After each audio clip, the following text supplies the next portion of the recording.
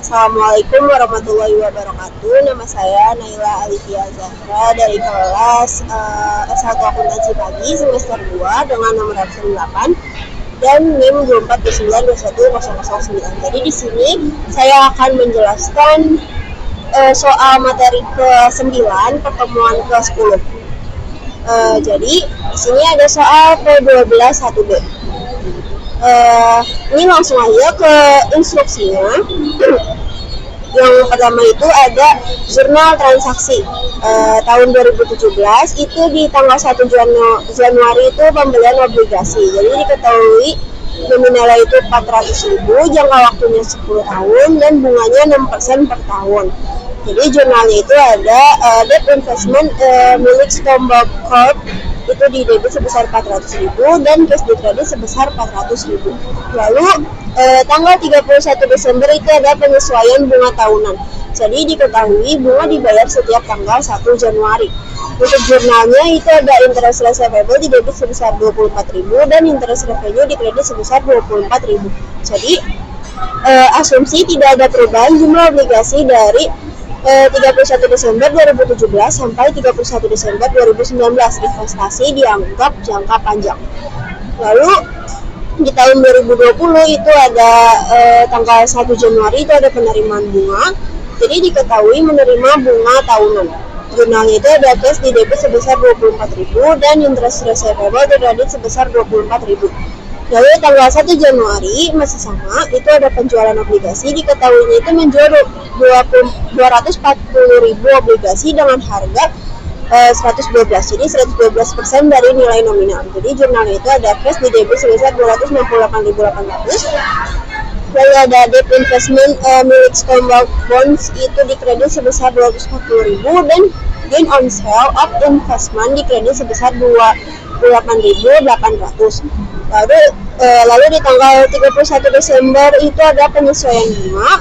Diketahui accrual bunga atas sisa obligasi itu jadi 400.000 dikurang 240.000, hasilnya 160.000. Lalu jurnalnya itu ada interest receivable di debit sebesar 9.600, lalu ada interest revenue di kredit sebesar 9.600. Lalu instruksi yang kedua itu ada penyajian laporan posisi keuangan per 31 Desember 2017. Di sini ada Swiss Farms Statement of Financial Position per 31 Desember 2017. Jadi di sini cuma aset, non current asset itu ada investment in bonds milik Stombok Corp itu sebesar 400.000, lalu ada interest receivable sebesar 24.000. Jadi total non current asetnya itu sebesar 424.000. Lanjut soal yang kedua ada P12 2B itu ada ini. Jadi langsung aja ke instruksinya. Yang pertama itu ada catatlah transaksi tersebut dan posting ke akun investasi utang dan investasi saham gunakan formula akunting. Jadi yang pertama ini ada tanggal 1 Februari itu ada pembelian saham. Diketahui beli 500 saham Joy seharga 30.800. Akunnya itu ada share investment di debit sebesar 30.800, lalu ada cash di kredit sebesar 30.800. Lalu tanggal 1 Maret itu ada pembelian saham. Diketahui beli 600 saham Aurelius seharga 20.300. Itu jurnalnya ada share investment sebesar 20.300 dan cash di kredit sebesar 20.300. Lalu di tanggal 1 April itu ada pembelian obligasi. Diketahui membeli obligasi atau bonds itu sebanyak 40, masing-masing itu 1.000, jadi tingkat bunga 9% per tahun dibayar tanggal 1 Oktober. Jurnal itu ada debt investment milik Sikich di debit sebesar 40.000 dan cash di kredit sebesar 40.000. Jadi beli obligasi Sikich itu dari 40 dikali 1.000, hasilnya 40.000. Lalu di tanggal 1 Juli itu ada menerima dividen. Itu diketahui punya 500 saham yang belum dijual. Dividen yang dibayarkan itu 0,60 per lembar saham. Jadi jurnal itu ada cash di debit sebesar 300. Lalu ada dividen revenue di kredit sebesar 300. Jadi saham Joy dikali dividen yang dibayarkan. Terus di tanggal 1 Agustus itu ada pembelian obligasi. Diketahui jual 300 saham Joy 69.000, jadi 20.700. Kalau ada harga per saham belinya itu 30.800 dibagi 500, hasilnya 61,6.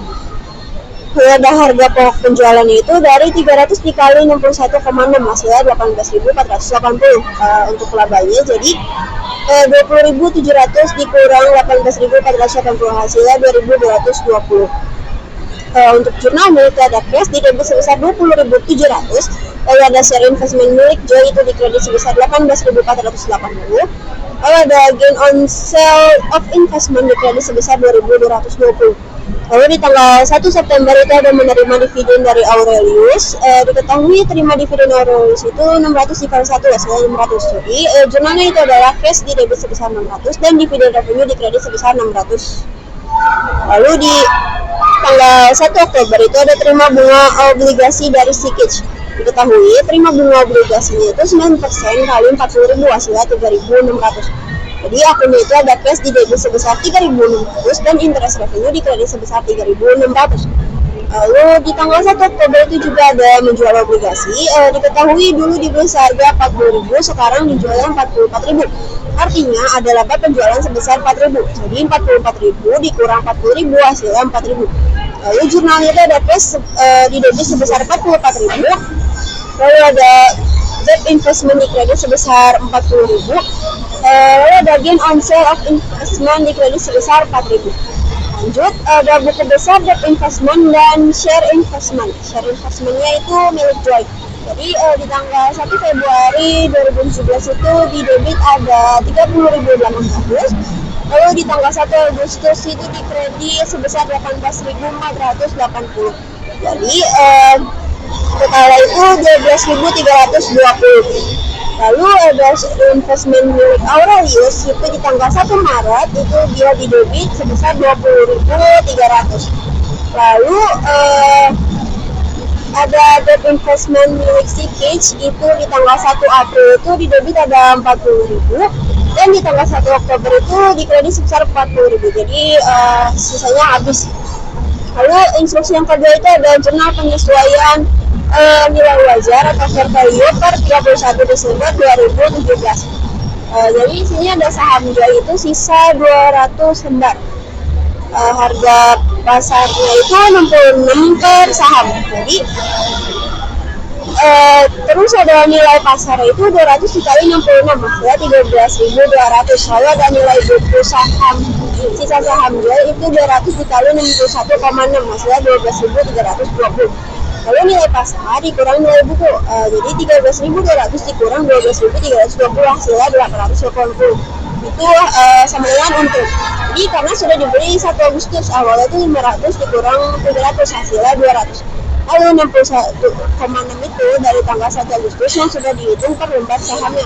Untung karena nilai pasar lebih besar daripada nilai buku. Lalu saham Aurelius itu masih ada 600 lembar, jadi harga pasarnya itu 29 per saham.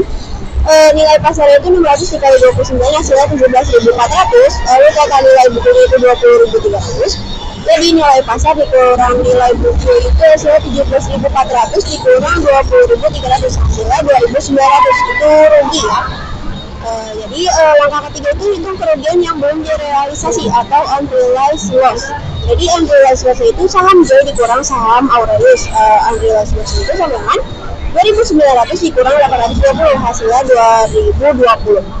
Jadi dia dulu yang paling gede yang mana, karena di samping lebih besar nominal rugi, jadi mengalami kerugian. Untuk jurnal penyesuaian itu ada unrealized holding gain or loss income di debit sebesar 2020. Lalu ada fair value adjustment trading di kredit sebesar 2020. Lalu instruksi selanjutnya ada penyajian di laporan posisi keuangan per 31 Desember 2017. Jadi diminta untuk menunjukkan bagaimana akun share investment dan debt investment akan ditampilkan di neraca, bukan hanya saldo akunnya, tapi juga bagaimana nilainya itu sudah disesuaikan dengan nilai pasar atau fair value di akhir tahun. Jadi laporan data rugi itu ada dividen revenue sebesar 900, lalu ada interest revenue sebesar 3.600, lalu ada gain on sale of share sebesar 2.220, lalu ada gain on sale of bonds itu sebesar 4.000, dan unrealized loss on investment itu sebesar 2020 ini dia pakai minus, jadi totalnya itu sebesar 8.700 itu untuk retained earning. Lalu ada laporan perubahan ekuitas, itu retained earningnya itu 8.700, jadi totalnya 8.700. Lalu ada laporan posisi keuangan investment, share investment Joy itu 12.320, lalu ada share investment Aurelius itu sebesar 20.300, jadi totalnya 32.620. Lalu ada current asset itu cash kasih minus 21.900, lalu ada trading securities at fair value itu minus 2020, jadi totalnya 8.700. Untuk ekuitasnya itu retained earningnya 8.700, jadi hasilnya sama, balance lah. Lalu instruksi yang terakhir itu ada akun laba dan rugi beserta klasifikasi. Jadi pendapatan lain-lain itu dividen revenue itu 900, lalu ada interest revenue itu sebesar 3.600, lalu ada gain on sale of bonds itu 6.220, dan unrealized loss on investment 2020. Jadi dividen revenue itu dapat dari 1 Juli dan 1 September. Jadi 300 tambah 600 hasilnya 900. Lalu ada interest revenue dapat dari 1 Oktober itu hasilnya 3.600, lalu ada gain on sale dapat dari 1 Agustus dan 1 Oktober 2020 ditambah 4.000 hasilnya 6.220. Lalu ada unrealized loss on sale dapat dari kerugian penyesuaian nilai wajar hasilnya 2020. Lanjut soal yang ketiga ada P12 3B. Ini langsung aja. Diketahui ada ordinary share si Trowbridge Company share 4.000, costnya 96.000. Lalu ada Holy Company share 5.000, costnya 30.000. Lalu ada Oriental Motor itu share 3.000, costnya 60.000. Instruksinya itu yang pertama ada jurnal transaksi tahun 2017 dan posting ke akun investasi saham menggunakan format buku besar. Di tanggal 1 Agustus itu ada menerima dividen tunai 0,50 per saham Trowbridge Company. Jadi sini akunnya ada cash di debit sebesar 2.000, lalu ada dividen revenue di kredit sebesar 2.000. Jadi itu 2.000 itu dapat dari 4.000 dikali 0,50. Lalu di tanggal 1 September itu menjual 1.500 saham Holy Company 8,50 per saham. Jadi akun itu ada cash di debit sebesar 12.750, lalu ada share investment di kredit sebesar 9.000, lalu ada gain on sale of investment di kredit sebesar 3.750. Jadi penjualan saham itu ada jumlah saham sama dengan 1.500, harga jual per lembar itu 8,50, jadi totalnya itu 1.500 dikali 8,50 hasilnya 12.750. Lalu menghitung harga perolehan atau costnya, total saham Holy Company awal itu 5.000. Lalu total costnya itu 30.000, biaya per lembar itu 30.000 dibagi 5, jadi 6. Jadi total biaya dari 1.500 saham yang dijual itu 1.500 kali 6, hasilnya 9.000. Lalu ada hitung keuntungan penjualan itu pas diterimanya itu 12.750. Lalu dikurangi biaya perolehan 9.000, jadi keuntungan itu 3.750.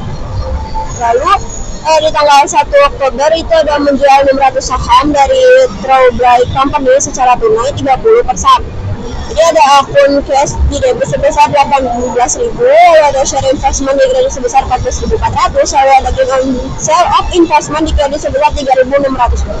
Di penjualan saham itu jumlah saham 600, harga jual per lembar itu 30, jadi totalnya 18.000. Lalu ada hitung harga perolehan atau costnya itu dari total saham Holy Company awal itu 4.000, total costnya 96.000, jadi biaya per lembar itu 96.000 dibagi 4 hasilnya 24.000. Jadi total biaya dari 600 saham yang dijual itu hasilnya 14.400. Lalu menghitung keuntungan penjualan, jadi pas yang diterima itu 18.000 dikurangi biaya perolehan 14.400, jadi hasilnya 3.600. Lalu di tanggal 1 November itu ada menerima dividen tunai satu per saham itu dari Oriental Motor Company, itu ada cash 3.000 dan dividen revenue di kredit sebesar 3.000. Terus ada di tanggal 15 Desember itu ada menerima dividen tunai 0,60 per saham dari Trowbridge Company, itu ada cash di debit sebesar 2.040, ada dividen revenue di kredit sebesar 2.040. Jadi saham Trowbridge awal itu dimiliki 4.000, saham yang dijual pada 1 Oktober itu 600, jadi sehingga saham per 15 Desember itu 3.400. Lalu dividen per saham itu 0,60, jadi perhitungan dividen itu sisa saham dikurang dividen hasilnya 2040. Lalu di tanggal 31 Desember itu ada menerima dividen tunai tahunan 1 per saham dari Harley Company. Itu ada cash di debit sebesar 3.500, lalu ada dividen revenue di kredit sebesar 3.500. Jadi saham Loli awal itu dimiliki 5.000. Saham yang dijual pada 1 September itu 1.500. Jadi sisa saham per 31 Desember itu 5.000 dikurang 1.000%, jadi 3.500. Lalu dividen bersama itu 1, perhitungan dividennya jadi sisa saham dikali dividen, jadi 3.500. Lalu sini ada buku dasar share investment. Di tanggal 1 September itu ada dikredit 9.000, lalu di tanggal 1 Oktober itu dikredit sama ada 14.400, jadi totalnya 23.400. Lalu instruksi yang kedua itu ada siapkan jurnal penyesuaian pada tanggal 31 Desember 2017 untuk menunjukkan sekuritas pada nilai wajar. Jadi saham harus diklasifikasikan sebagai sekuritas non perdagangan. Jadi yang pertama ini ada itu sisa saham akhir tahun milik Troll Bright Company, itu jumlah saham awal itu ada 4.000, lalu terjual 600, sisanya itu jadi 3.400. Lalu menghitung nilai wajar fair value akhir tahun, itu jumlah saham itu 3.400, nilai wajar per saham 23, dan nilai total wajar itu 78.200. Hitung nilai book value akhir tahun itu harga per sahamnya itu 24, nilai bukunya 81.600, jadi rugi 3.400. Nah, yang kedua itu milik Harley Company, jumlah saham awal itu 5.000, terjual 1.500, sisanya 3.500. Lalu menghitung fair value-nya, jumlah saham itu 3.500, nilai wajar per saham itu 7, jadi nilai total wajar itu 24.500. Lalu menghitung book value, harga per saham itu 6, nilai bukunya itu 21.000, jadi untung 3.500. Lalu hitung punya Oriental Motor itu tidak ada transaksi jual, jadi sisanya 3.000, nilai wajar per sahamnya 19, dan jadinya tuh ini sisa ininya 57.000, lalu sisa costnya itu 60.000, jadi rugi 3.000. Untuk jurnal itu ada unrealized holding gain or loss income itu 2.900, dan fair value adjustment trading 2.900 di kredit. Jadi 3.400 ditambah 3.000 kurang 3.500, hasilnya 2.900. Lalu yang terakhir itu ada pelaporan investasi saham di laporan posisi keuangan. Jadi nilai wajar atau fair value-nya itu dari saham yang dimiliki per 31 Desember. Sini ada statement of financial position-nya itu partial, non-current asset, investment-nya itu at cost. Jadi milik Troll Bright itu 78.200, lalu milik Harley itu 24.500, Oriental Motor 57.000, jadi total investment itu sebesar 159.700.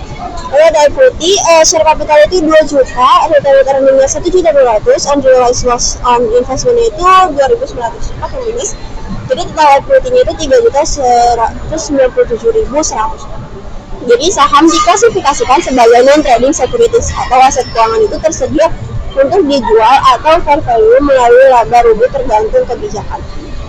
Lanjut soal yang terakhir itu ada P12/4B.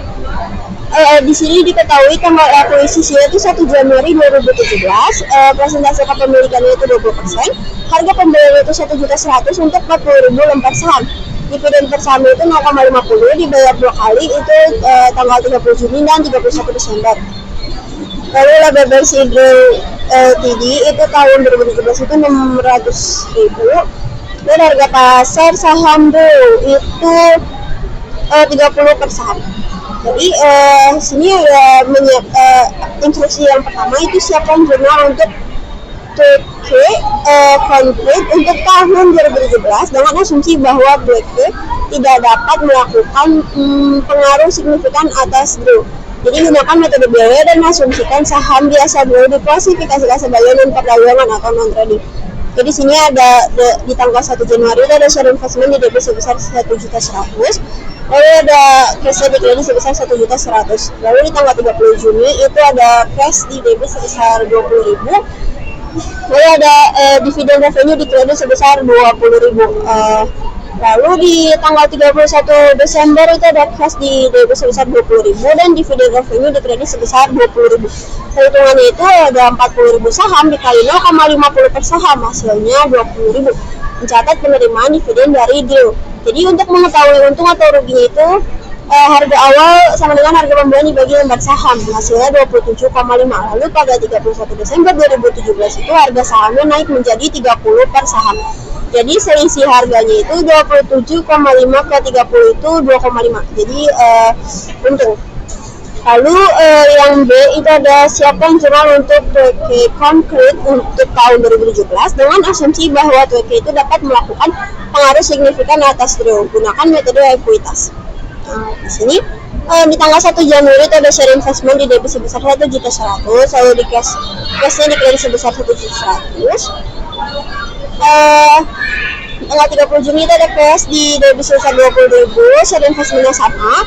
Lalu di tanggal 31 Desember itu ada cash 20.000 di debit, share investmentnya sama nominalnya. Lalu di tanggal 31 Desember itu ada share investment 120.000 dan revenue from share investment di kreditnya sama nominalnya. Jadi perhitungannya itu 40.000 saham dikali 0,50 per saham, hasilnya 20.000.